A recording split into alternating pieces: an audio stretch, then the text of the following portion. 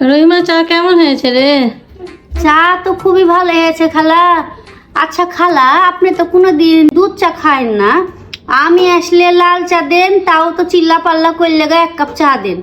আজকে দুধ চা খাইতে দিলেন, আবার এই কাপে। এটা তো আপুর কাপ, কিসের লাগে? চা ভালো লাগছে তাহলে? হে, চাটা বানানো খুব স্বাদ হয়েছে। তো কে বানিয়েছে? খুবই স্বাদ লাগছে। এই দে রহিমা, বাজারে গেছিলাম, এই যে এটা কিনেছি, রেডিমেড চা। দুনিয়ার বাদ দিয়ে আপনি রেডিমেড এই চাটা খাওয়া ধরেছেন। আপনি বানাতে পারেন না, আমাকে বলবেন দুধ চা আমি বানানো শিখাবো। কিন্তু ভালোই আছে খালা, আপনাদের মতন অলস মানুষদের জন্য এটা কিন্তু ভালোই। আর চা একদম মনে করেন হেভি স্বাদ লাগছে। মনে করছে যে বানানাই, কে জানে যে এটা আবার কিনে নিয়ে এসেছেন বাবা। আচ্ছা সেটাও বুঝনু, তো আমাকে আগে খিলালেন কেনে?